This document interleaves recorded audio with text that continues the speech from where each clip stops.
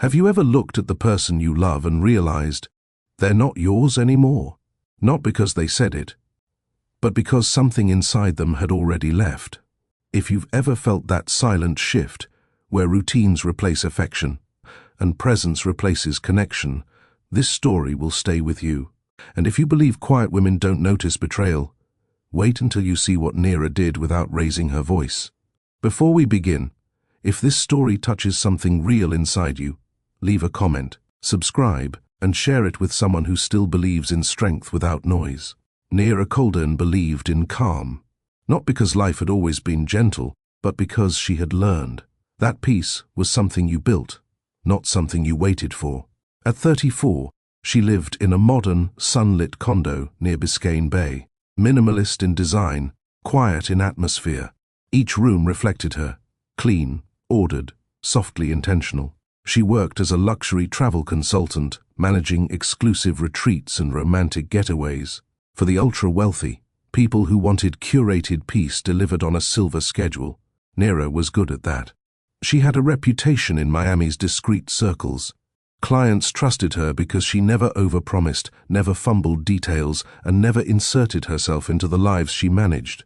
She was the woman behind the curtain, unseen but essential. Her husband, Colvin Wraith, moved in louder circles. He was a media strategist who always wanted more.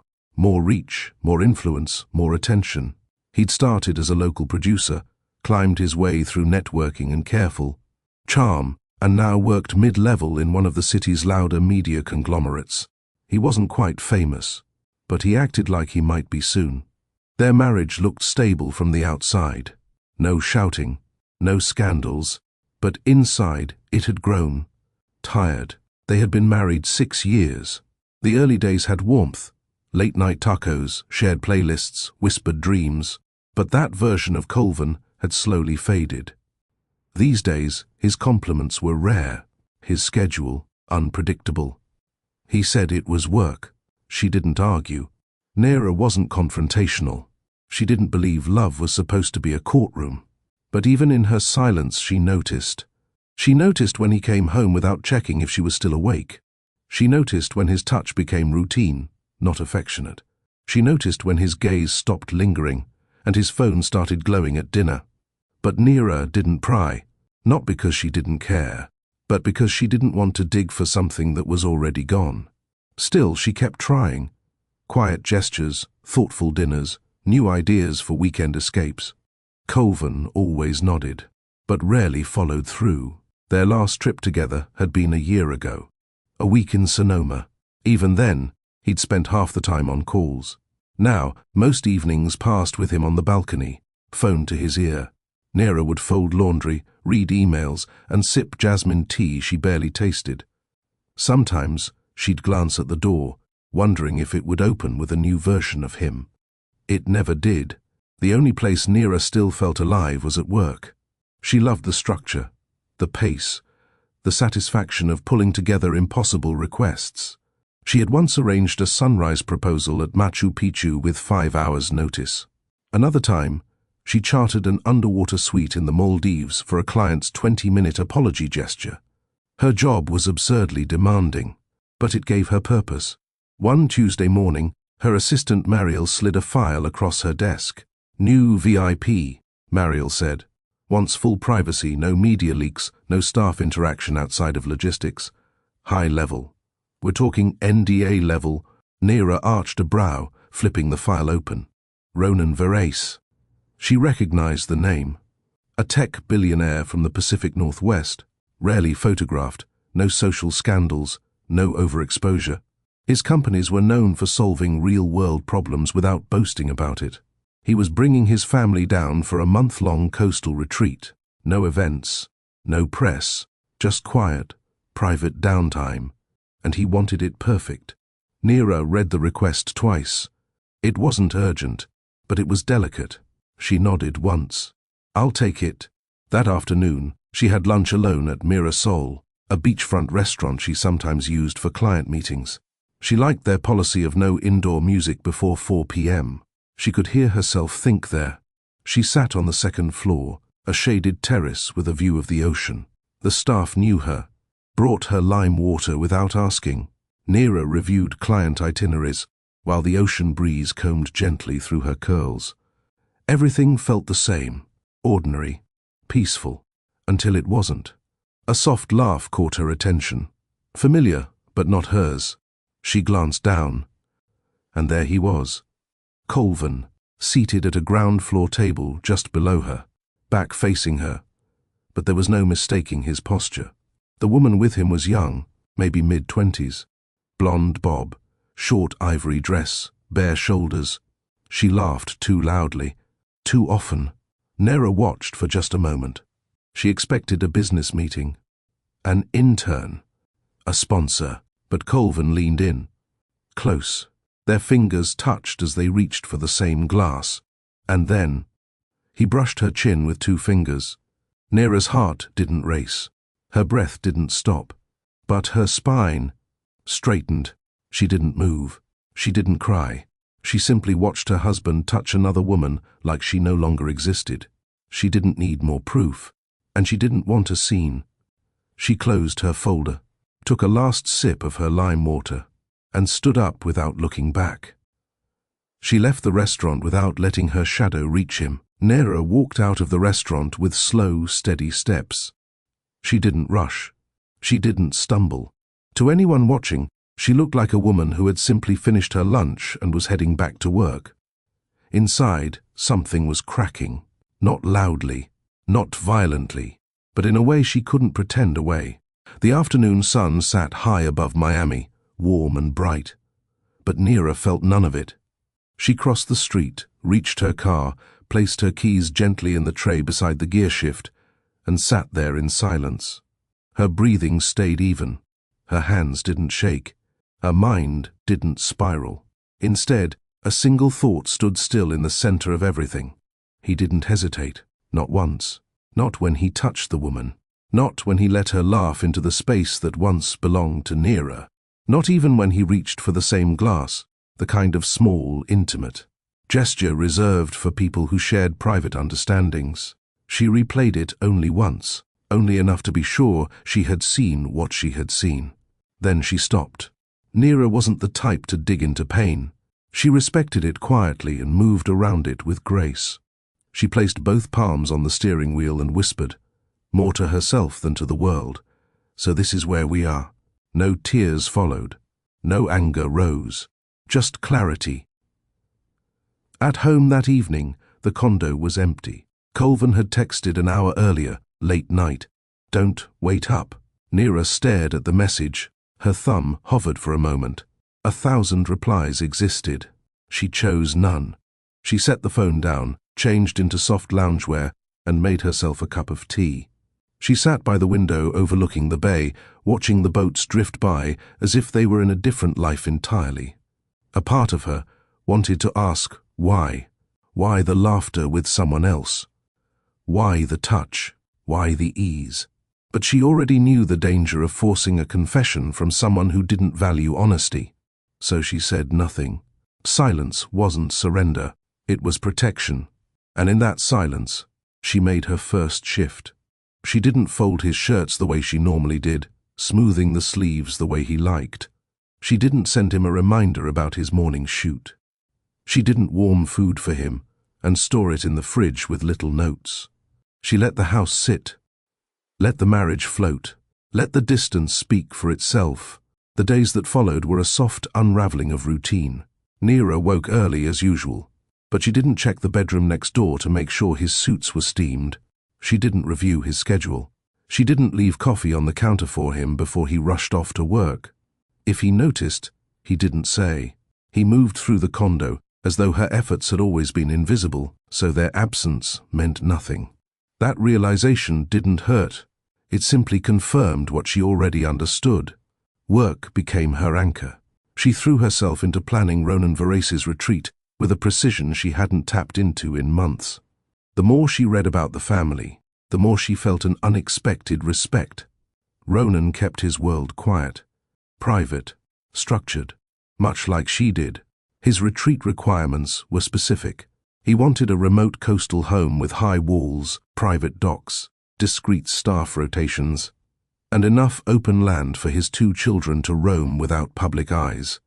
It wasn't a simple booking. It was a puzzle. She liked puzzles. By the 3rd day, she had secured the perfect location, finalized 3 separate security agreements, and curated a custom itinerary tailored to each Veras family member.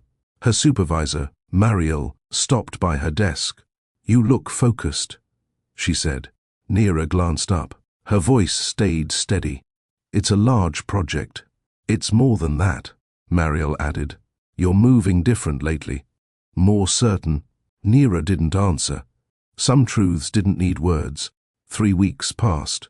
Not once did Neera bring up what she saw. Not once did she question Colvin. Not once did she allow her life to be defined by his choices. Silence lived between them, but not the tense kind. This was a silence that came from detachment. On the surface, they still shared space, still said good morning, still existed in the same condo, but the closeness was gone, and he seemed to enjoy pretending nothing had changed. Maybe it made him feel safe. Maybe he thought she would never leave. Maybe he believed her softness meant weakness. He was wrong on all 3. Then came the day of the mixer. Neera didn't want to attend, but she had to. Ronan Veras would be there, and she needed to confirm several details regarding his retreat. She stood before her mirror, slipping into a sleek navy gown.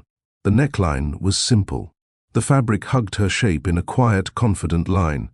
It wasn't meant to attract attention. It was meant to reflect control. Her hair fell in soft waves. Her makeup remained light, a woman who didn't need loudness to be seen. She grabbed her small black clutch and headed out. The mixer took place at a rooftop ballroom overlooking Biscayne Bay. Glass walls, soft lighting, a jazz trio played in the corner. The kind of setting where everything looked perfect, even when the people inside weren't.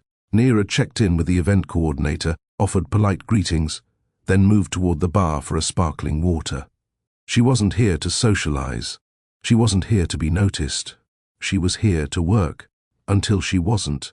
Because the moment she stepped aside to let a server pass, she saw him, Colvin, entering through the balcony doors, in a tailored suit, smiling, relaxed, and on his arm, the same woman from the restaurant. The ivory dress was gone. Tonight, she wore red.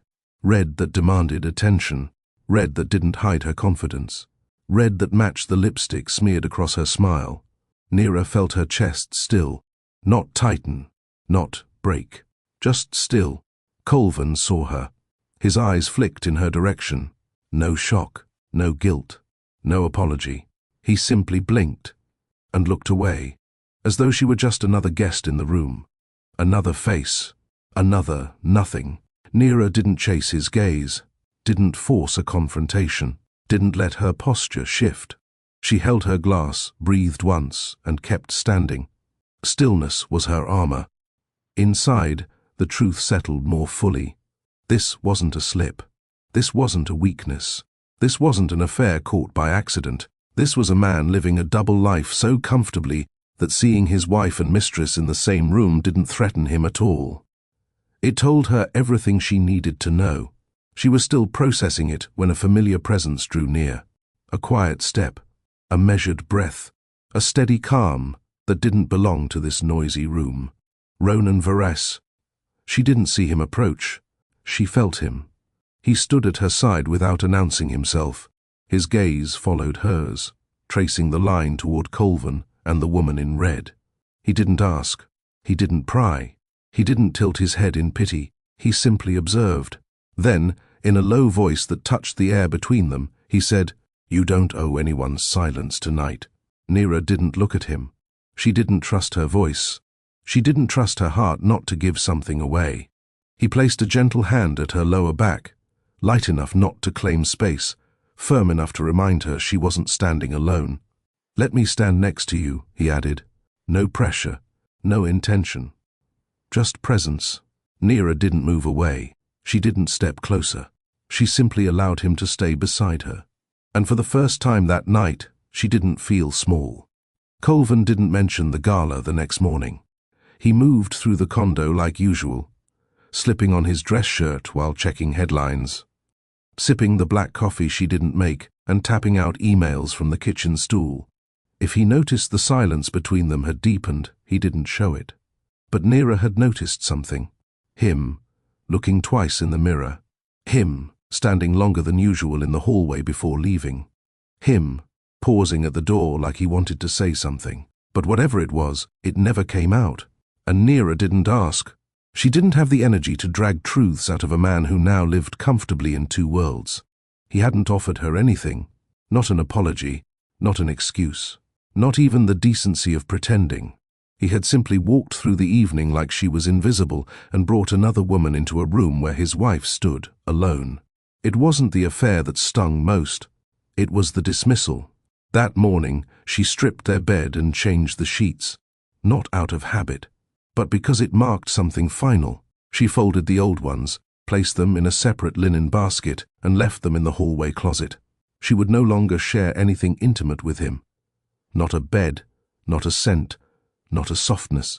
Let the mistress wash his pillowcases now. Neera began moving through her life like a woman who no longer waited. She didn't rush into decisions. She didn't call lawyers. She didn't cry to friends. She simply started collecting herself back from every place she'd left herself behind. That began with work. The office had always been a safe space.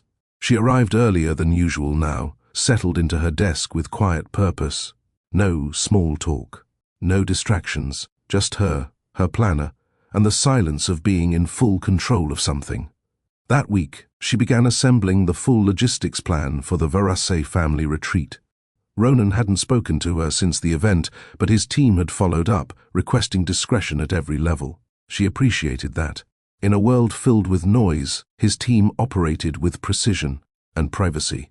On Thursday afternoon, Neera had her first direct call with Ronan Varasse.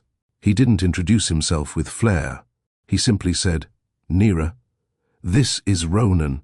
His voice was calm, deep, clear, no performance.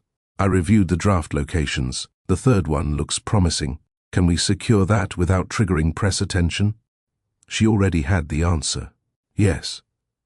There's a private entrance from the south that bypasses the main road. Staff live on site and sign NDAs every quarter. It's owned by a discreet trust, so there's no real estate record attached to your name. There was a slight pause. "Impressive," he said. "Most consultants leave that detail to the client. I try not to." Another pause. Then a slight shift in tone. "Do you always work like this?" "Like what?" "Quiet, exact, no excess." She didn't answer right away. "I don't like noise," she finally said. "Neither do I." Then he thanked her and hung up. The conversation stayed with her. Not because of what was said, but because of what wasn't.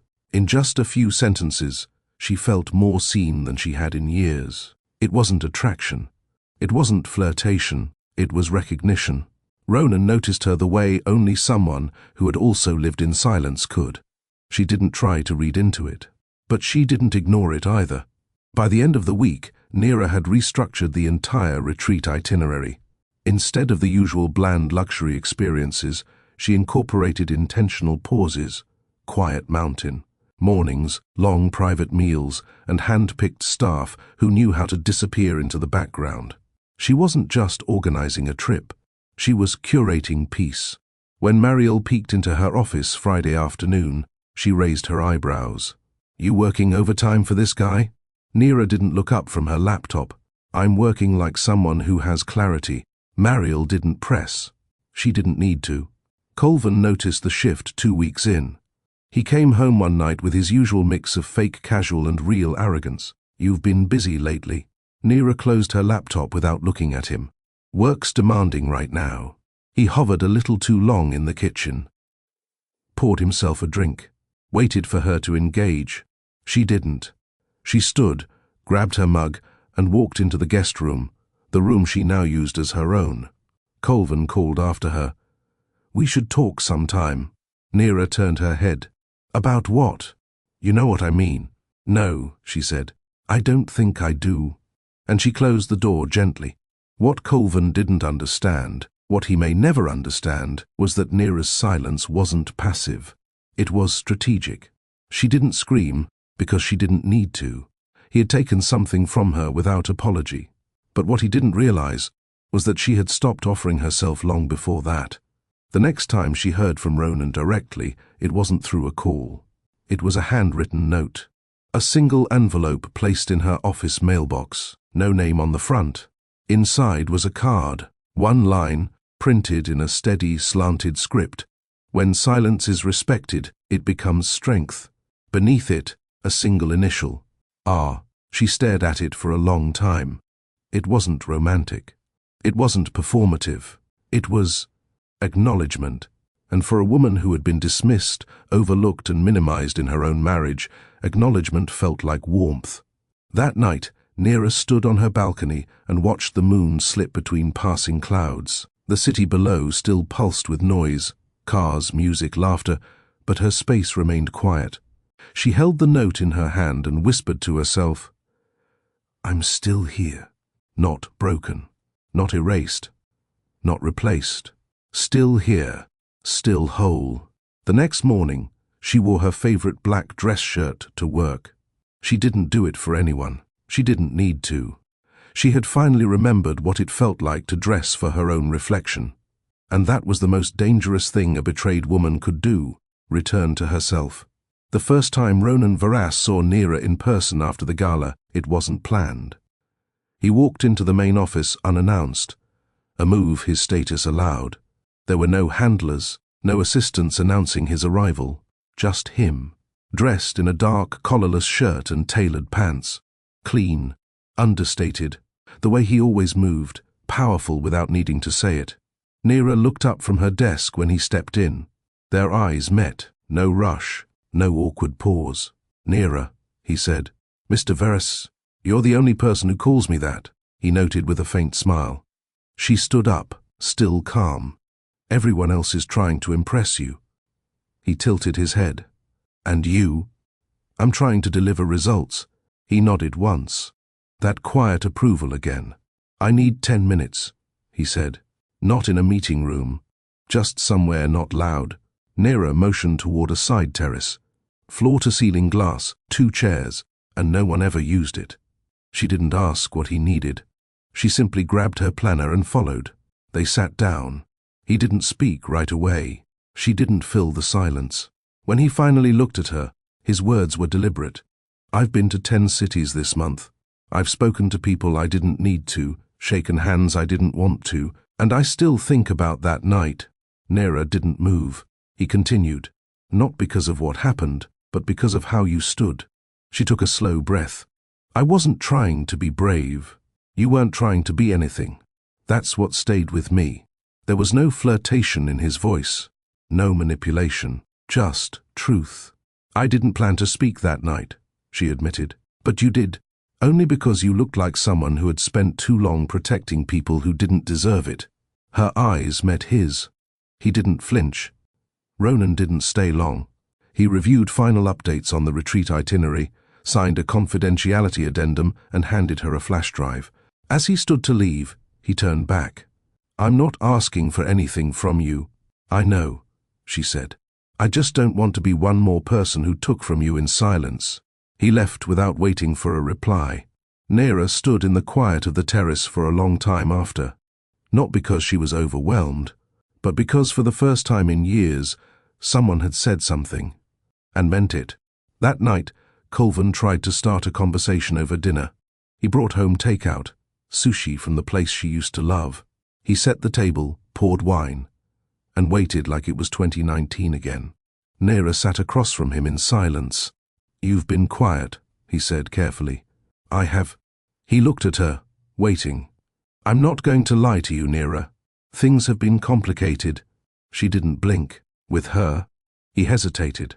"It's not like that." She raised an eyebrow. "You brought her to an event you knew I'd attend." "It wasn't planned that way." Neera didn't argue. She didn't ask for details. Instead, she asked a simple question. "Are you in love with her?" Colvin's jaw shifted. "I don't know." She stood. "I do." He looked up. "So, that's it?" "No." That was it a long time ago. I'm just acknowledging it now. She placed her napkin down, pushed her chair in, and turned. I'm not angry, Colvin. I'm not hurt anymore either. I'm just done performing normal with someone who doesn't value me. He didn't follow her, didn't fight, didn't confess. He just stayed in his chair, staring at the glass in front of him. That silence confirmed everything. The next morning, Neera emailed the building manager, requested a lock change for the condo, requested a parking reassignment, requested her name be removed from the shared tenant record. By noon, she had found a 2-bedroom apartment closer to her office. It wasn't fancy. It wasn't waterfront, but it was hers. She moved out the following weekend. Colvin didn't call, didn't text, didn't show up, which only made her decision feel more right. The day after she moved in, a delivery arrived. No sender name. Inside was a slim black box, tied with matte silk ribbon. She opened it slowly. Inside, a single silver key. Sleek, clean, engraved with one word, North Point. Beneath it, a folded note. In case you ever need your own escape. No expectations, just space. Neera didn't smile. But she did close her eyes for a moment and let herself feel considered. North Point was one of the locations she had recommended to Ronan. A secluded oceanfront property, minimalist in architecture, all glass and stone and silence. The kind of place you entered and felt your breath adjust to. She hadn't expected him to buy it. She hadn't expected him to give her access. She hadn't expected anything. Which is what made the gesture so powerful. She placed the key on her desk, didn't use it, didn't ignore it either. It stayed there, untouched but present, much like Ronan. At work, her title quietly changed. From consultant to executive coordinator of high-value client operations. Mariel laughed when she saw the update. You skipped 3 internal tiers. Neera shrugged. Maybe someone thought silence was a skill. Mariel grinned. Or maybe someone just finally saw what the rest of us have known for years. By the 3rd month, Neera had her own small team. She mentored young consultants with grace, always redirecting attention away from herself. Clients respected her, vendors trusted her, and most importantly, she never raised her voice to be heard. Her story was no longer one of betrayal. It had become one of return. Return to self, to stillness, to strength. She didn't chase revenge. She didn't post online, didn't drop hints, didn't expose Colvin. But her life became the loudest answer. Have you ever stayed silent, not because you were weak, but because you knew your worth? If Neera's quiet strength spoke to you, tell us in the comments. And if you've ever walked away from someone without shouting, hit that like button. You never know who might need this story right now. Share it. And don't forget to subscribe for more quiet justice stories that stay with you. 3 days after the lock change and her quiet move out, Neera received the official invite. A formal, printed envelope. No return address. The kind of heavyweight card stock that only existed in curated circles. Inside, embossed in clean lettering, Verace Family Fundraiser. Private. Rooftop mixer location. Biscayne Bay Tower dress code. Formal. Guest access, strictly limited. There was a handwritten line at the bottom. You don't have to show up, but if you do, I'll be there. Neera placed the card on her desk and stared at it. She wasn't afraid to see him again. She was afraid of what it meant to show up to something that wasn't about work. Because if she did, it would no longer be professional. It would be personal. And she hadn't made space for that yet. That night, she did something unexpected. She opened her old photo albums. Not digital ones, the real kind. Bound pages. Faded corners. She flipped through photos of their wedding, hers and Colvin's. He looked proud back then. Not wildly in love, but present, engaged. She remembered the way he held her hand during their first dance. The way he whispered, "Let's build something slow and good." The way she believed him. They didn't get there. She closed the album, slid it into a drawer, and didn't look back. The next morning she RSVP'd. Confirmed. One guest. Ms. Neera Colden. She told no one, not Mariel, not her team, not even the new assistant who'd been quietly observing her for weeks. This was hers, and if she was going to show up, she'd do it on her terms. Ronan sent the dress 2 days later. No note, no pressure. It arrived in a black box, folded in tissue paper, velvet, soft, tailored to her exact frame. She hadn't told him her size, which meant someone had noticed. She didn't panic, didn't overthink, didn't ask who told him. She just stood in front of the mirror, held the dress up to her body, and allowed herself to see the woman she'd become. Not Colvin's wife, not the betrayed one, not the silent sufferer, just Nera, wearing her own name again. The night of the event came quickly. Biscayne Bay Tower glowed like glass fire. Guards flanked the entrance. No press, no photographers, just those who belonged. Nera stepped out of the private car and moved through the lobby in silence.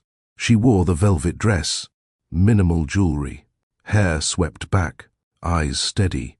When she entered the rooftop, conversations softened, not because she was loud, but because she carried something. Certain. She found the corner of the rooftop and stayed there, not hiding, but choosing peace. People greeted her politely. Some nodded with recognition. A few whispered. She didn't force a smile. She didn't try to belong. She just existed. Then she felt it. That quiet shift in the air. The way everything slowed around her. Ronan had entered. He didn't walk toward her immediately. He paused, acknowledged a few donors, shook hands, nodded to his brother. Then his eyes met hers, and he crossed the room, every step without hesitation, every breath measured. But his expression didn't scream for attention. It said, "I'm here." That was enough. "Thank you for coming," he said, voice low. "I almost didn't. I would have understood." She tilted her head. "But you would have noticed." He gave the faintest smile. "Yes." She looked around. "You have a presence." "I don't need to be loud," he replied. "Just clear." They stood in silence, and then, in a gesture so natural it didn't feel forced, he extended his hand. She took it, and they walked together toward the far balcony. There was no performance, no sudden declarations, no dramatic glances, just two people walking in sync, two people who had learned how to move through noise without letting it stain them. They reached the edge of the rooftop. Below them, the water shimmered under city light. Nera rested her hands on the glass railing. Ronan stood beside her, close but not crowding. "Do you miss him?" he asked softly. She didn't flinch. She didn't lie. "I miss who I thought he was." He nodded slowly.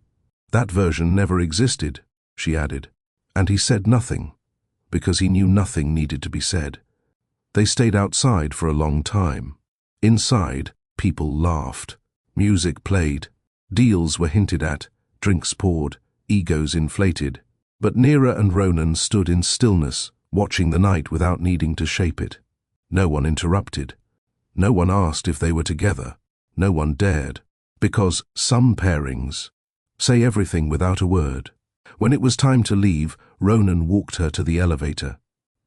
At the door, he looked at her directly. "You walked into a room where you were once humiliated." "I wasn't humiliated," she corrected him. He was. "I just happened to witness it." He looked at her with something deeper than admiration. "You've rewritten your own story, Nera." "Not yet," she said quietly. "But I'm holding the pen now." They didn't hug. They didn't kiss. They didn't need to. When the elevator closed, she was still standing with her shoulders square, her gaze forward. And this time, she didn't feel alone. The elevator ride down was slow, smooth, and quiet. Nera stood alone inside it, arms by her sides, no phone in hand, no nerves twisting in her stomach. There was no need to rehearse anything anymore. She wasn't exiting something. She was returning to herself. At the lobby, her car was already waiting. A private black sedan, engine low, driver discreet. The kind of quiet efficiency Ronan's team arranged when they didn't want attention. She stepped inside. As the door closed, the driver turned slightly. We've been instructed to take you home unless you'd like to reroute. Nira raised a brow. Reroute? Where? The driver didn't look back. North Point. Her heart paused, but only for a second. North Point. The villa. The key he'd sent. The one she hadn't used. The one she had left untouched in her desk drawer, like a promise she wasn't sure she had the right to redeem. She didn't answer immediately. Instead, she looked out at the streets of Miami, still lit and pulsing with weekend energy. Neon signs, rooftop bars, sidewalk laughter, the kind of life she used to chase because it gave her marriage the illusion of motion. Now?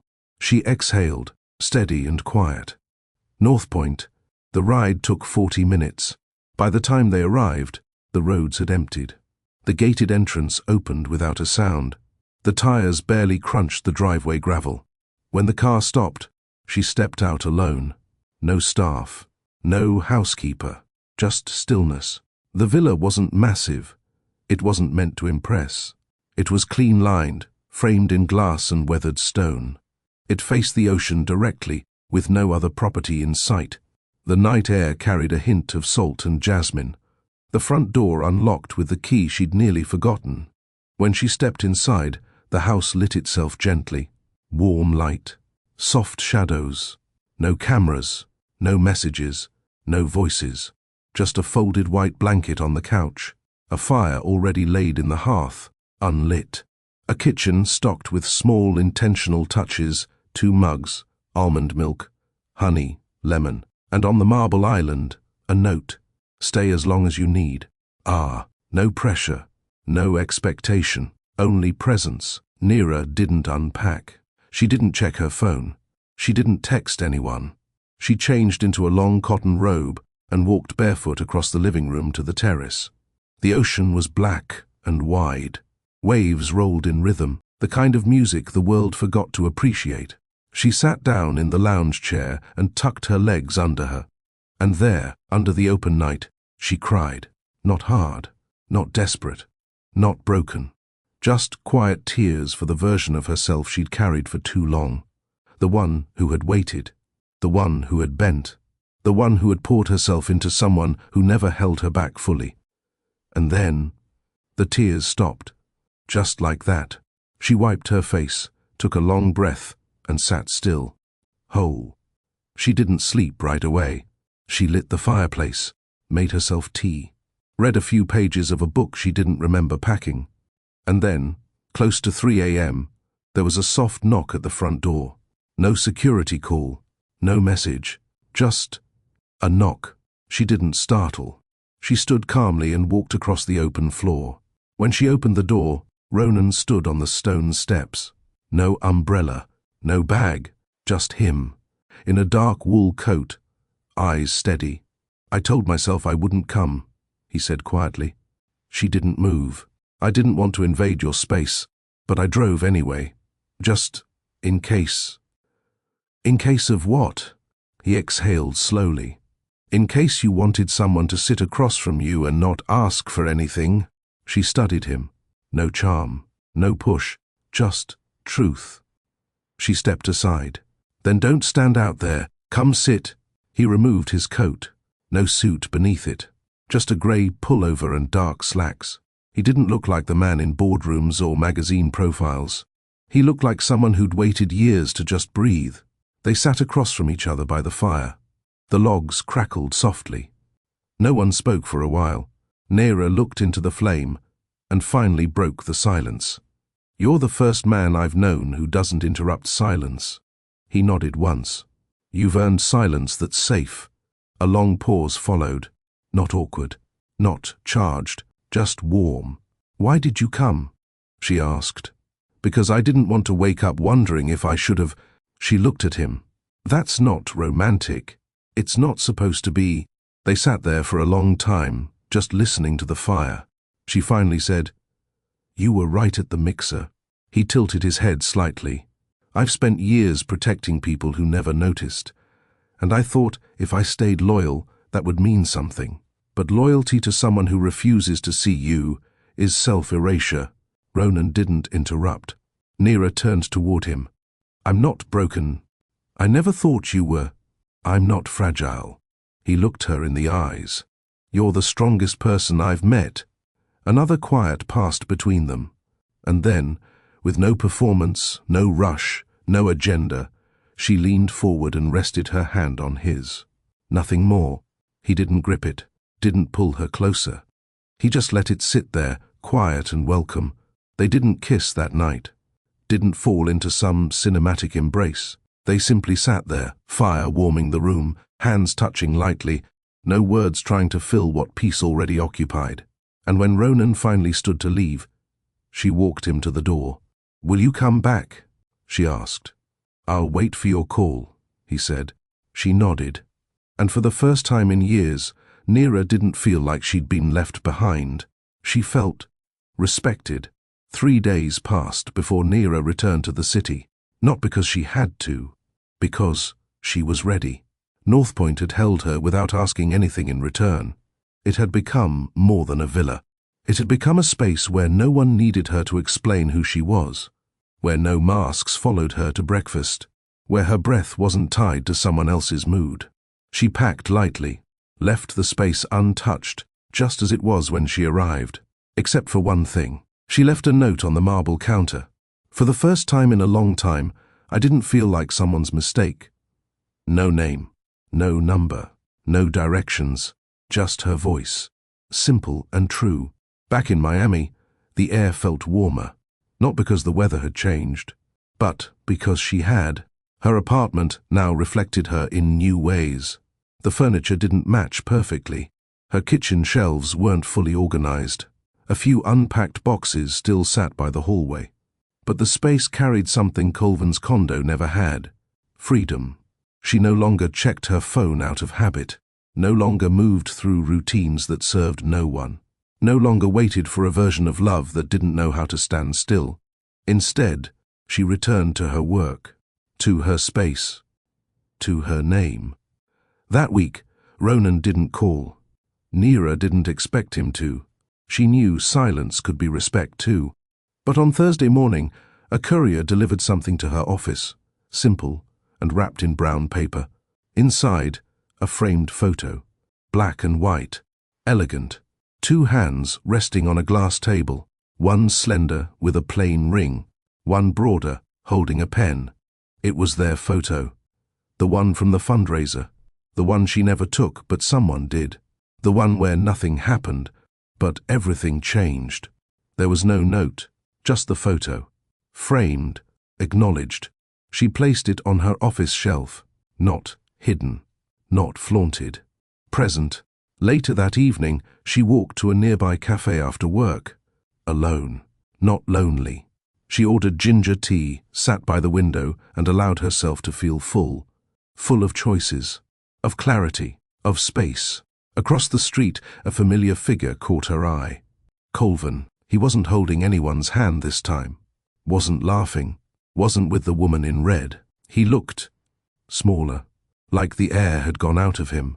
He stood at a corner newsstand, flipping through a magazine he didn't buy, the way people do when they're pretending to be okay. He didn't see her, and Neera made no move to wave, no smile, no nod. She simply sipped her tea and turned her gaze back inside. Let him exist in a world she no longer belonged to. That weekend, she went to the marina, not because she had a plan, but because the ocean always reminded her that stillness could be powerful. She stood by the railing, watching boats pull in and out, her hair loose in the wind. And then, behind her, footsteps. She turned. Ronan.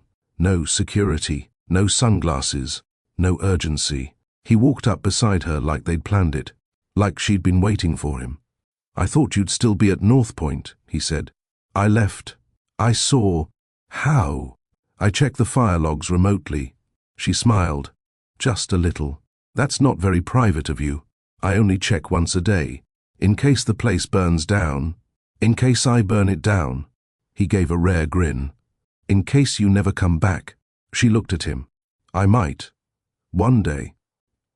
"I hope you do." They walked along the marina path. Quietly. No music. No interruptions. Neera asked, "Have you ever been married?" "No." "Why not?"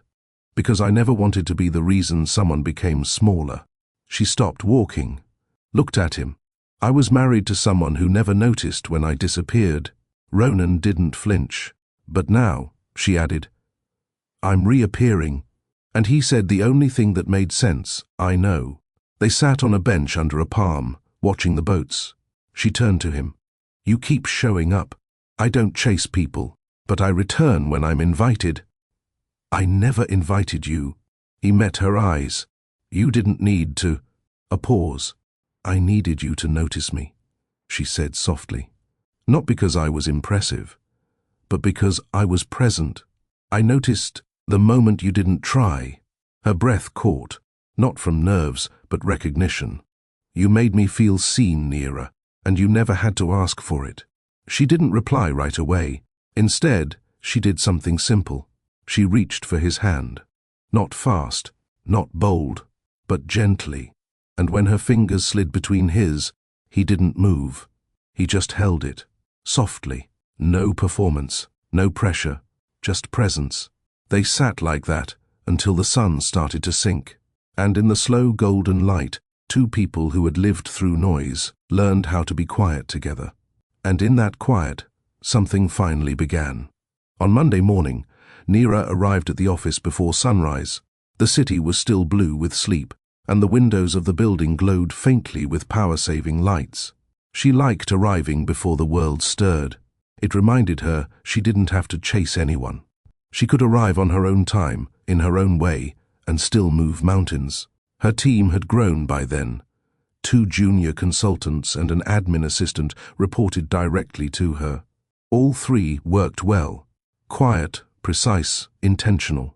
She chose them not by resume polish, but by how they moved when no one was watching. That morning, Mariel knocked on her glass door. You have a guest in the downstairs lounge. Neera blinked once. A client? Didn't say. But he's not loud. Just said he'd wait until you had time. Neera didn't ask who. She already knew. Ronan stood near the window in the lounge, hands in his pockets, gaze fixed on the skyline. He wasn't dressed like a billionaire this time. Charcoal slacks, white shirt, no tie. Sleeves rolled, collar open. He looked easy, but still composed. She stepped in. He turned immediately. You weren't at North Point this weekend. I needed to be here. He nodded, like that answer made perfect sense. Coffee? She offered. No, I'm not staying long. She tilted her head, waiting. Ronan pulled something from his coat pocket. It was a phone. Her phone, her backup device, the one she had left in North Point's study drawer. She hadn't realized it was missing. It hadn't buzzed in weeks. I thought it might matter. She smiled slightly, taking it. Thank you. A pause. You don't have to keep returning things to me, she said gently. He looked at her, steady. I'm not. I'm just giving them back until you realize none of it was ever lost. They sat for a few minutes. No agenda. No rush. Neera broke the silence. I've been thinking about the woman I used to be, the one who clung to routines like they were proof of love, who thought quiet meant loyal and loyal meant valuable. And now I know silence can mean survival too. He nodded once. She leaned back in her chair. Did you come for a reason? Or was this one of your middle-of-the-night drives? He gave a small smile. Both. She waited. I'm leaving the city for a while, he said. Business mostly. Europe. A few months. Neera's breath stilled. Not in fear, but in expectation. Will you be back? She asked. His answer came without pause. Yes. But I didn't want to go without saying something. She raised an eyebrow. And what's that? He looked at her carefully. That I don't expect anything from you, but I respect everything you've done. You didn't burn down the house. You walked out and built a better one. That matters. Her throat tightened. Ronan. He stood then. I'll keep in touch, not because I expect you to wait, but because people like you, they only happen once, and I'd rather stay connected than pretend you didn't shift something in me. She stood too, not out of formality, but because she didn't want to be sitting when he left. As he stepped toward the door, she touched his forearm gently. "Come back when you're ready to sit still," she said. He looked at her like she had handed him something sacred. "I will." Then, he was gone. Nera stood there long after the door closed, not empty, not sad, not waiting, just still. The next few weeks moved fast. New clients, new city openings, a contract renewal with a global luxury firm that placed her team at the top of the regional chart. She didn't post about it, didn't celebrate loudly, didn't change her bio. She simply sent her team home early that Friday, walked along the bay for an hour, and made herself a quiet dinner of roasted vegetables and rice. She no longer measured success by applause. She measured it by peace. One evening, she opened the backup phone. Ronan had left only one message, a voice note, short, under 10 seconds. His voice, soft and grounded. "You gave me a reason to think slower. I'm grateful." No name, no timestamp, no pressure. She saved it, not because she was holding on to him, but because it reminded her of what it felt like to be seen. 2 months later, an envelope arrived. From Paris, no return address. Inside, a folded itinerary. Business class flight. Weekend stay at a property Nera had once curated. All expenses cleared. No message. She didn't book it right away. Instead, she sat with it. Thought about what it meant to go towards someone instead of waiting for them to arrive. And that night, for the first time since the mixer, she opened her wardrobe, pulled out the velvet dress again, and hung it where she could see it.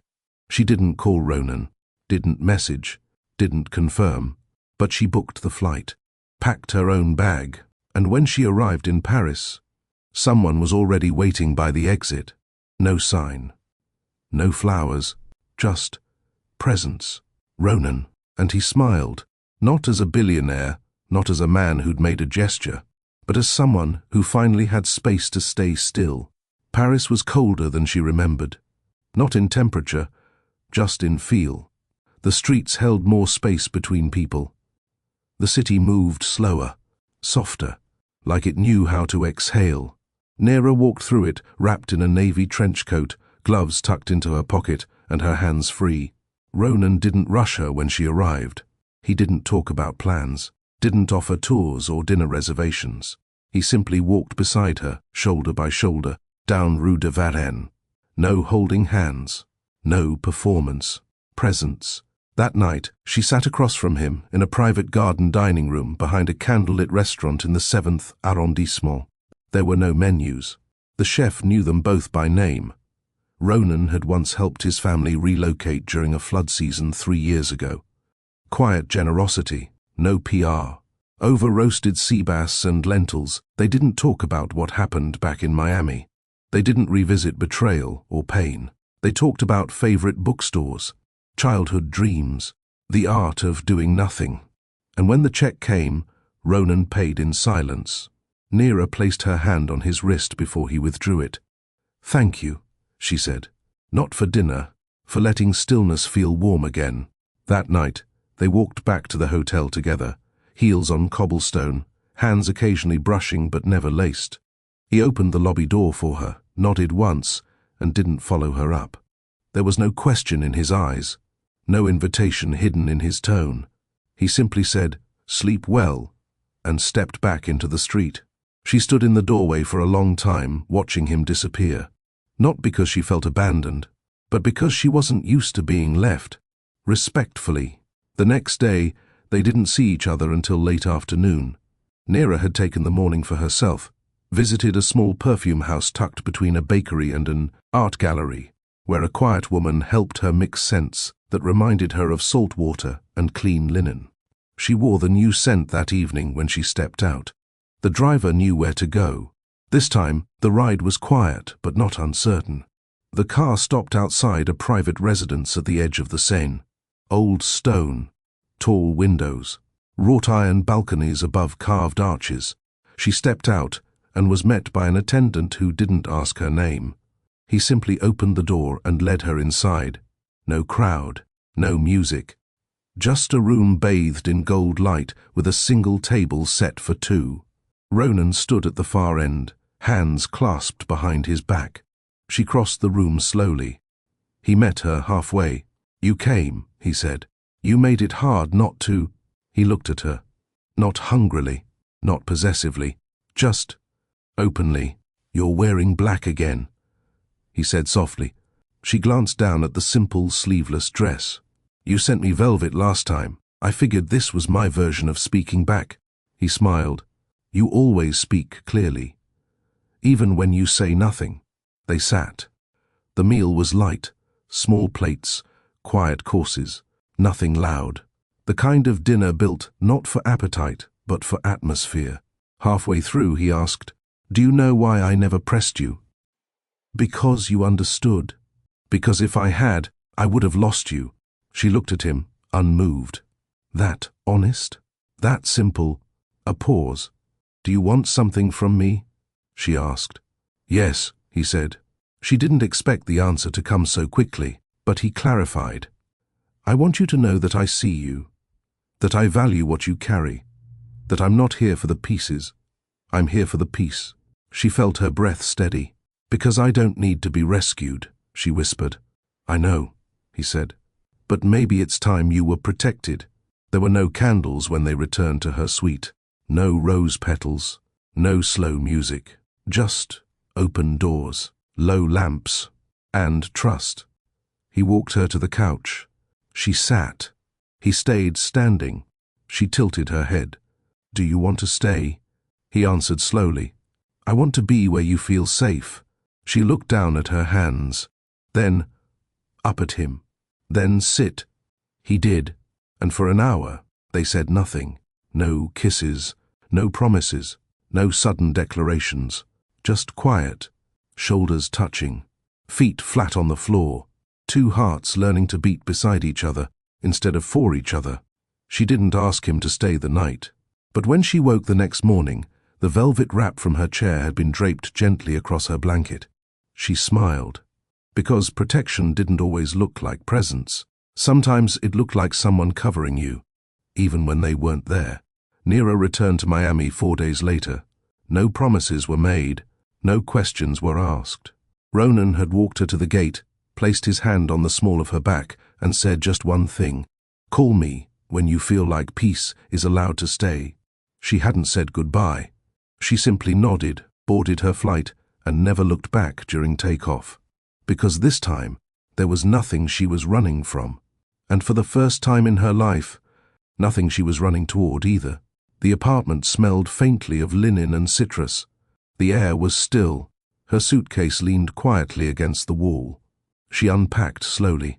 No rush, no emotional calm down. Each item folded and placed back in drawers. The velvet dress hung in her closet like a relic from a chapter she finally owned. She sat at the kitchen table that night, alone, wrapped in a sweater and socks, watching the ceiling fans spin gently. She didn't miss Paris. She missed how she felt in Paris, still wanted, not for what she gave, but for who she was. And that feeling hadn't stayed behind. It had returned with her, because Ronan hadn't carried it. She had. The following Monday, she walked into a meeting at headquarters, dressed in slate-grey wide-leg pants and a soft silk blouse. Her hair pulled back, clean and natural. No need for statement pieces. The room grew quiet when she entered, not because she demanded silence, but because she commanded it. Her team had grown again. 6 full-time consultants, 2 support staff, a logistics assistant, and an intern rotation program that bore her name. The department she led was now the firm's highest-grossing division for the year. When the director of operations stood to give quarterly remarks, he paused midway and looked at her. "I'd like to personally acknowledge Nira Colden. What she's built isn't just a department, it's a standard." Applause followed. Nira didn't smile wide. She simply nodded once and returned to her notes. Her work had never needed decoration. It spoke for itself. That afternoon, Mariel found her on the office balcony sipping a cool green tea. "So," she started slowly, "you left for Paris, came back glowing, and haven't said a word." I didn't go to glow, Neera said without looking up. I went to remember. Remember what? That I'm more than who someone failed to see. Mariel leaned on the railing beside her. I've known you years, she said, and this version of you, this still, strong, no apology version, this is the woman I wish I was at 30. Neera finally looked over, then become her. That night, Neera did something she hadn't done in months. She went for a walk after dinner, not to clear her head, not to escape the silence, but to enjoy it. She strolled down the marina trail, past where she and Ronan once sat quietly watching the waves. This time, she didn't stop, didn't sit. She kept moving. Because this part of her journey wasn't about returning to old benches. It was about walking forward with the memory of stillness in her pocket and the future in her hands. When she returned home, the lights were low. She dropped her keys gently in the bowl by the door, towed off her flats, and walked into the kitchen. And there, beside the fridge, leaned against the counter, Colvin. She froze, not because she was afraid, but because the sight of him no longer stirred anything, not even anger. He looked thinner, older, his eyes darker under the weight of nights spent pretending nothing had fallen apart. Don't get upset, he said quietly. I didn't mean to just show up. You always do that. He paused. I saw you on the news, he said. Your company got the global expansion deal. She said nothing. You used to tell me you weren't ambitious. I wasn't, she replied. I just stopped waiting for permission. He ran a hand through his hair. I was stupid, he said. Yes, I thought you'd always be there. I was. And then I wasn't. Silence. He took a step forward. I miss you. No, she said. You miss what you could take from me without asking. His breath caught. I didn't come here to win you back. I know. Then why aren't you telling me to leave? Because I want you to see what peace looks like after you lose it. He stood there, hollow, watching a woman he once owned without earning, now standing in full form, untouchable, unbothered, undeniable. Finally, she turned away. I don't hate you, Colvin. I just forgot what it felt like to love you, and I don't want to remember. He stood there, stunned. Then he left, door closing behind him like punctuation, final, soft, certain. Neera leaned against the counter, her hands steady, her heart untouched. She pulled out her phone and opened her messages. There was only one name in her recent calls list that mattered. She tapped it, let it ring once. And when he answered, she didn't say hello. She just whispered, "Come back. I've made room." The door clicked softly as Ronan stepped into Neera's apartment. He didn't speak right away. He didn't touch her. She stepped back to let him in, and he paused in the entryway as if scanning the air, not for danger, but for her energy. The silence between them wasn't cold. It was listening. She had made space, and he could feel it. I came straight from the airport, he said quietly. She nodded, taking in the sight of him. His coat was folded over his arm, his shirt slightly creased, his eyes, tired but still searching. You didn't sleep, she said. I slept, he replied, but not well. She closed the door behind him. He didn't ask to stay. He didn't assume he could. He simply followed her to the kitchen, where a single lamp cast a soft gold light across the room. Neera poured tea, 1 cup. Then, without a word, she poured another. Ronan took it with both hands. They stood by the counter, facing each other, nothing between them but time. You said you'd call when you made room, he said after a few sips. I did. Is this it? She nodded. I've cleared the noise. He studied her face. How long did it take? Too long. And now, I'm not rushing anything. I just don't want to miss what's in front of me anymore. Ronan placed his cup down and stepped closer, not forcefully, not presumptively. He didn't close the space between them entirely. He left enough for her to decide. Do you know what I admire most about you? He asked. Neera looked up. What? You never begged to be seen. You just existed fully and waited for the right eyes. Her lips parted slightly. not to respond, to breathe. She moved first, a slow step forward, then another. When she reached him, her hand rose to his chest, not a touch filled with urgency, but one that simply rested. Testing the rhythm of where she now stood, Ronan didn't pull her closer, but he didn't move away. Neera tilted her head slightly, her eyes holding his. "Are you here for tonight?" she asked quietly. "Or are you here to build something with me?" His jaw tightened slightly. Not in conflict, in restraint. "I'm not good at rushing," he said. "Good. Because I want to know what your days feel like, what your silence means, what mornings look like when you're not holding your breath." She swallowed. "Then stay." "Tonight?" "No," she said. "Stay, in whatever way lets you learn all of those things." They didn't kiss. Not yet. They sat on the living room floor, barefoot, backs against the couch. The tea grew cold. The night stretched longer. Neera told him about the moment she knew her marriage was over, not when she saw the other woman, but when she realized Colvin had stopped listening to her silence. Ronan listened, not with nods or commentary, but with stillness, and when she fell quiet, he didn't fill the space. He simply placed his hand near hers, not touching, but close, and when she leaned her head to the side, toward his shoulder, he stayed completely still, letting her feel the safety that came from someone who didn't reach before being invited. By the time the clock neared 1 a.m., Neera stood. "Spare toothbrush is in the guest drawer," she said. Ronan stood slowly. "You sure?" She nodded. "I'm sure." He moved to the guest room without another word. She returned to her room. No tension, no regret. And that night, both of them slept better than they had in months. In separate rooms, but under the same roof, because sometimes presence is more intimate than touch. The next morning, Neera woke to the smell of coffee. She stepped into the kitchen, still in her robe, and found him standing by the stove, wearing one of her spare hoodies, sleeves slightly short on him. "You drink black or with almond milk?" he asked. "Both," she said, smiling. He poured it quietly, handed her the mug, and leaned against the counter. They didn't need to talk about the night before. They didn't need to define anything. The stillness between them was no longer hesitant. It was mutual. They spent the day at the marina, walking, talking about childhood mischief, favorite flavors, travel moments. Not every story was deep. Some were short, silly, tangents. But none of it felt like filler. Neera laughed. Not politely, genuinely.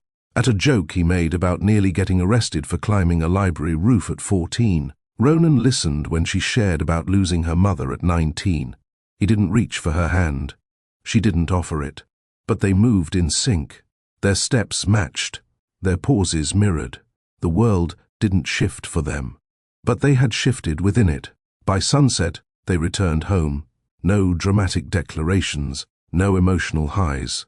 Just one question from Neera. "Dinner?" He answered with a small shrug. "If you'll let me chop." The knife moved steadily under Ronan's hand as he chopped vegetables. Precise cuts, no waste, no rush. Neera leaned against the counter across from him, sleeves rolled to her elbows, peeling garlic one clove at a time. It wasn't romantic in the typical sense. There was no music, no candlelight. But something about the silence, the shared task, the subtle way their movements aligned, felt more intimate than any scripted date. She passed him the peeled garlic without being asked. He added it to the pan like he already knew she would. When the food was ready, grilled shrimp, roasted vegetables, soft rice seasoned with lemon and herbs, they sat on floor cushions in the living room, eating from shallow bowls, knees loosely touching. The television stayed off. Instead, they watched each other, spoke in pieces, laughed softly between bites. "Were you always like this?" she asked at one point. "Like what?" Still, gentle, unbothered. He smiled faintly. "No. I used to rush, push, control. What changed? I lost someone." Neera set her bowl down slowly. "Not to death," he clarified. "Just to my silence. I thought being calm was enough. I didn't realize presence and communication are different things. She nodded, quietly. And now? Now, I ask. I wait. And I try not to assume stillness means understanding. She looked at him, her gaze softer than before. That's rare in a man like you. Then maybe I've lived long enough to value rare. They cleaned up the dishes together. She washed. He dried. Neither felt the need to perform closeness. Their rhythm was quiet, natural. By the time the dishes were done, Neera had forgotten how long they'd been on their feet. Ronan leaned against the fridge and crossed his arms. You always build spaces like this? She turned to him. Like what? Warm, calming, open. I've learned that if I want peace, I can't decorate my home with reminders of noise. He held her gaze. So I'm not a reminder? She hesitated. No, she said. You're a mirror. You show me who I am when I'm not trying. Ronan didn't respond immediately. He stepped forward, stopping in front of her. Not close enough to press her. Close enough to be honest. Then let me stay in that reflection. She didn't say yes. She didn't say no, but she stepped aside to let him walk past her, toward the hallway, toward the guest room, toward the quiet she had learned to share. And he went, without trying to touch her, without asking for more, because that was his way, and hers. That night, she sat at her desk after he fell asleep. She pulled open her old journal and flipped to the page where she once listed the kind of love she wanted. A man who listened, a man who didn't rush touch, a man who noticed when she wasn't speaking, and asked why. A man who didn't compete with her stillness but walked beside it. She drew a line through each bullet, not because she'd stopped wanting them, but because someone had finally matched them. She didn't cry. She didn't smile like a girl in a movie. She just closed the journal and turned off the lamp. And when she walked past the guest room, she paused for a second, long enough to hear his breathing, even, slow, grounded. And then she went to bed, not alone, even if in the next room. The following week was unremarkable on the surface. They worked. They cooked. They moved like people who had known each other for longer than they had. No big moments, no grand shifts, but Neera started noticing little things. He always left space at the table for her journal, always filled her water glass halfway, never full, just the way she liked it, always stood to the side when she needed to be seen. One morning she asked, "Do you do this for every woman?" "No," he said without blinking. "I do this because you don't ask for it." And she knew that was true. One afternoon, they sat on the couch reading, 2 separate books. No conversation. Ronan reached for his coffee. Neera, without looking, slid it an inch closer to him without losing her place on the page. He didn't thank her. She didn't acknowledge it. And somehow, it was perfect. That night, he didn't go to the guest room. He didn't ask either. She had already left the door open, and when he stepped inside, she turned down the sheet beside her. They lay side by side in the quiet, not touching, not tangled, not forced. Their hands found each other somewhere in the middle of the bed. Fingers brushing, breaths sinking, hearts not racing, but steady. She turned her face toward him in the dark. "Are you afraid of ruining this?" "Yes," he whispered. "But I'm more afraid of missing it." She leaned closer, and this time she kissed him, not for show, not for reassurance, but because she wanted to, because she was ready, because stillness had finally found a home. The morning after their first kiss, Neera didn't wake with butterflies. She woke with something firmer, more grounded, clarity. She turned slowly to her right. Ronan was still asleep, his arm draped across the pillow between them. His face relaxed, years younger without the weight he wore during the day. She didn't feel possessed. She didn't feel branded by the moment. She felt her own, still, whole, and not erased by what they had shared. She slipped out of bed gently and moved to the kitchen. Tea, not coffee. Lemon, not milk. The rhythm of her day returned, unchanged. That was what mattered most. Being with him hadn't made her vanish. It had simply made space for her to be more. When Ronan stepped in, barefoot, shirt half-buttoned, she didn't rush into small talk.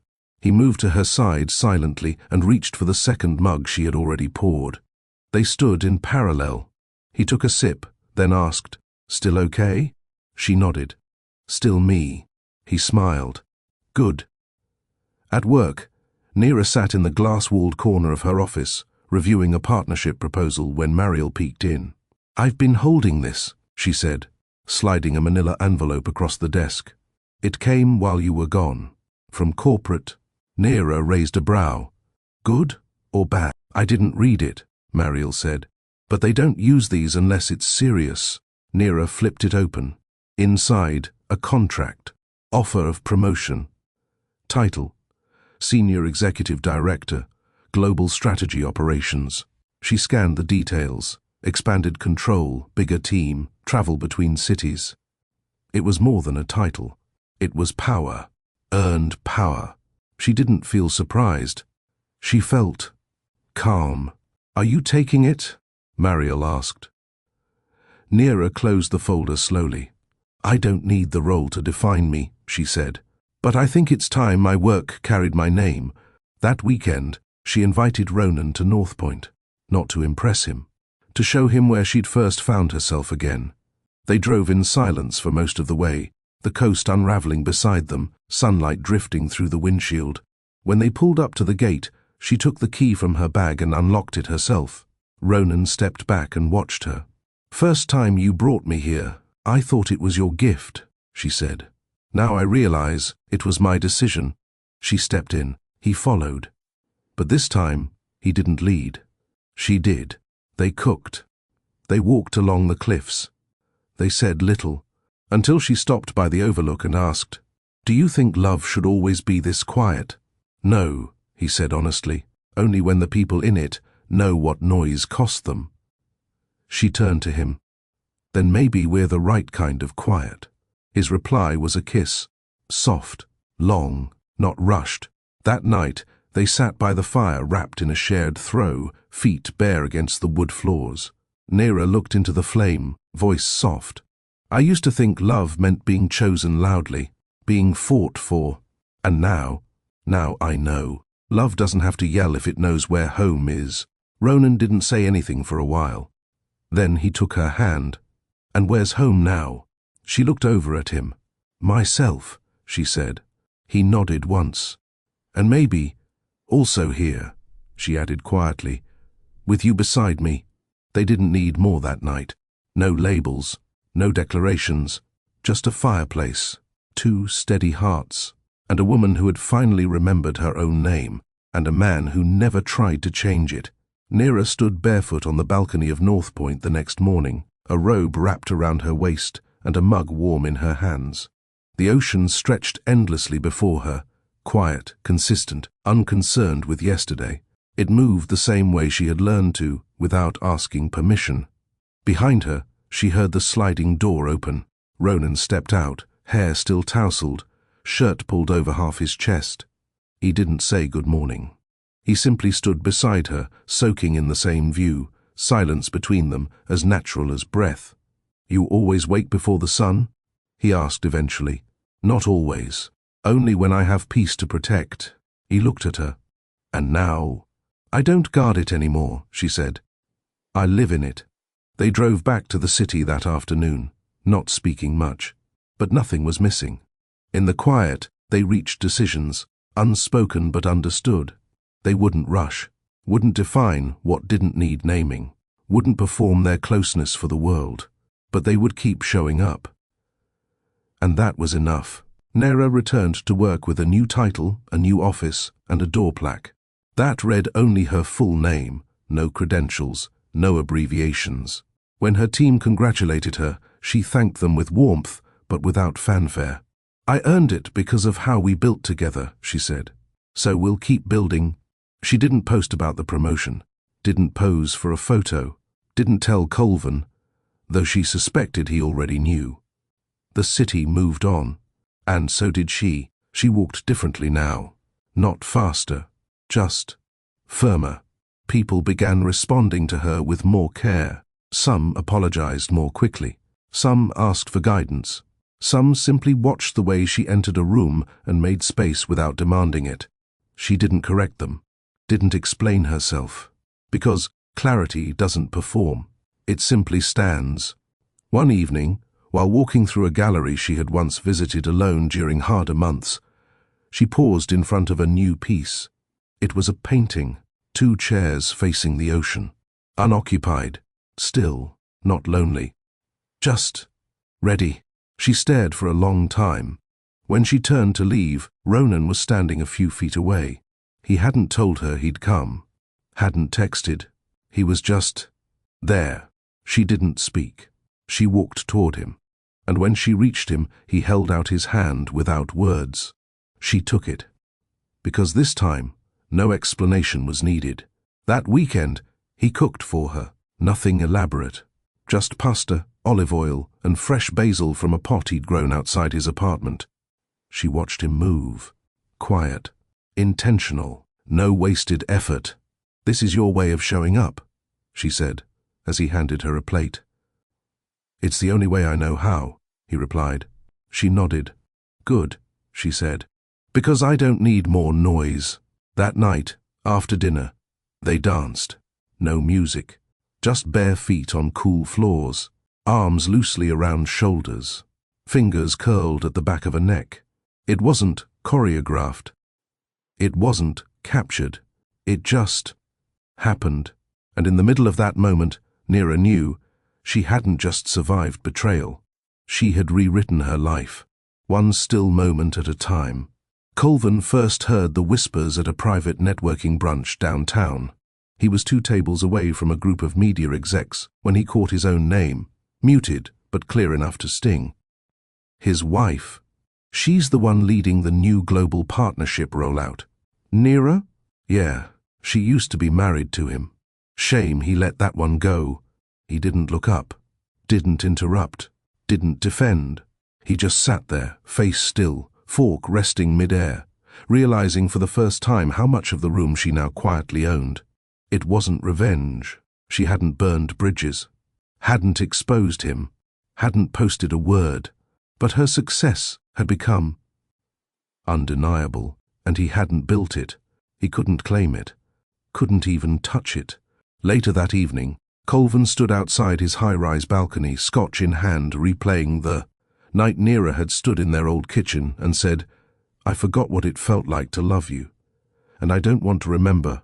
He hadn't understood it then. But now, as her name appeared in industry write-ups and her photo circulated in private boardroom summaries, he understood all of it. She had left, not loudly, but completely. Meanwhile, Nira wasn't thinking about him at all. She sat in a dim-lit lounge at a client dinner, wearing a cream blouse and tailored black slacks, listening. As the CEO of a European travel firm asked her how she built such consistent excellence across her team, she answered thoughtfully, never raising her voice. No jargon, no bravado, just clarity. "You don't seem like the type to chase attention," the CEO remarked. "I don't chase anything that would disappear if I stopped clapping," she replied. He laughed, nodding in respect. Across the room, Ronan watched quietly, not with possessiveness, pride. She caught his eyes. He didn't interrupt. She didn't need him to. When the dinner ended, he joined her outside, where her car was waiting. "That answer you gave about attention?" he said. "You weren't always that sharp with your words." "No," she agreed, "but I've been sharpening them in silence for years." They walked together for a while along the boardwalk. No destination, just dusk, just them. "Your name's everywhere now," he said. "I know." "How does it feel?" "Like I earned it," she said, "but also like I never needed it to be loud to matter." He nodded. "And him?" Ronan asked, carefully. "Colvin?" she asked, then shrugged. "He's a lesson I no longer need to repeat." Ronan chuckled softly. "That's a powerful kind of closure." "It's not closure," she said. "It's evolution." When they reached her car, she paused before getting in. "You never tried to outshine him," she said, looking at Ronan. "I didn't need to." She smiled. "Exactly." Then she leaned forward and kissed him. Slow, certain. Not for effect, just to confirm what already existed. When she stepped into the car, she didn't wave goodbye, because nothing between them felt like it needed to end. The next day, she opened her inbox to an internal company memo. Her team had ranked first globally for the second quarter. She read it, acknowledged it, and forwarded it with a short note. "We don't win because we speak the loudest. We win because we move with purpose." Her team replied with simple emojis. Nothing dramatic, nothing performative. But that's what she had built. People who didn't need noise to feel value. That afternoon, she received a text from an unknown number. "I was a fool. I know that now. If you ever want closure, or even just honesty, you have it. No defenses, no lies. Just me. Colvin." She stared at the message for a full minute. Then she deleted it. Because closure doesn't require confrontation. Sometimes, peace is the reply. A week later, Neera entered the last boardroom on her list. This wasn't a client meeting. This was the acquisition table. Her firm was absorbing a luxury hospitality brand, once deemed unreachable. They were seated in a glass tower in New York, 30 floors up, winter sun casting sharp streaks across the dark marble table. Neera walked in late. Not by accident. She allowed others to arrive first. When she stepped in, calm, soft-spoken, completely composed, every man in that room stood up. Not because she asked, but because they had learned her name meant something now. Power didn't announce her. It moved when she did. One of the advisors, grey suit, older, seasoned, tilted his head. "You were once part of Drexler Holdings, yes?" he asked casually. The table went still. Neera turned her face toward him. "No, I was married to someone who ran one of their real estate branches. I was never part of it. I built around it." She didn't smile. She didn't blink. The room understood her reply. After the meeting, the press took their shots. Cameras flashed. Flashes of her shaking hands, staying poised, delivering one of the firmest expansion deals of the year. Some online headlines still mentioned her ex-husband, but most no longer did, because the world had moved on to who she became, not who she used to stand next to. That night, back in Chicago, Ronan was the one who opened the door. She dropped her keys in the dish by his entryway, kicked off her heels. He handed her a bowl of warm soup before she asked. Didn't ask how the meeting went, didn't mention the headlines, didn't bring up Colvin. She sat cross-legged on his couch, hair pulled back, clean skin, no jewelry. He sat beside her. Quietly, after a long pause, she said, "He messaged again." Ronan didn't look surprised. "What did you say?" "I didn't." He nodded. "That's something. I don't want him back, Ronan. I don't even want to be angry anymore. But sometimes, the part that hurts is realizing I wasted so much of myself trying to be understood." Ronan reached for her hand. "Then don't explain anything ever again." She looked at him, and in that moment, he became the safest room she'd ever entered. Days passed. Then, weeks. Neera's name began appearing on invites, keynote events, think tanks, advisory panels. She turned most of them down. She didn't want the stage. She had built something more powerful than applause. She had built herself. One evening, while wrapping up paperwork, Ronan approached her with a single question. "Would you ever want to move again?" She looked up, eyes curious. "Move? Not because you're running, but because you're choosing where?" He smiled. "Doesn't matter. Just somewhere that feels like our choice." That night, as they stood outside watching the early snow fall, Neera whispered, "I used to want the world to see what he lost. But now, I just want to protect what I've found." Ronan kissed her temple. "You've already done both." At a cafe across town, Colvin sat alone, sipping bitter coffee and reading yet another industry blog that mentioned her. He didn't reach out again. He knew silence was her last message, the one she meant, and the one he finally received. In a world full of noise, Neera had built a legacy in whispers. One room, one win, one quiet truth at a time. You saw her pain. You watched her stay quiet when most would scream. You watched her lose with dignity, then rise with power. Neera didn't chase revenge. She didn't demand justice. She became the proof. In a world that expected her to collapse, she chose something louder than noise: peace.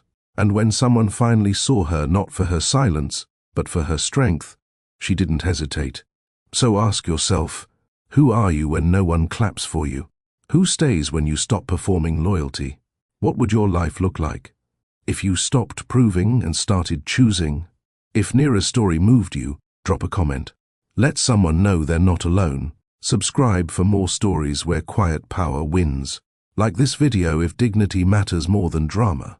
And share this with someone who needs to see what real worth looks like. You don't need to yell to win. You just need to know who you are and walk away when it's time. We'll see you in the next story.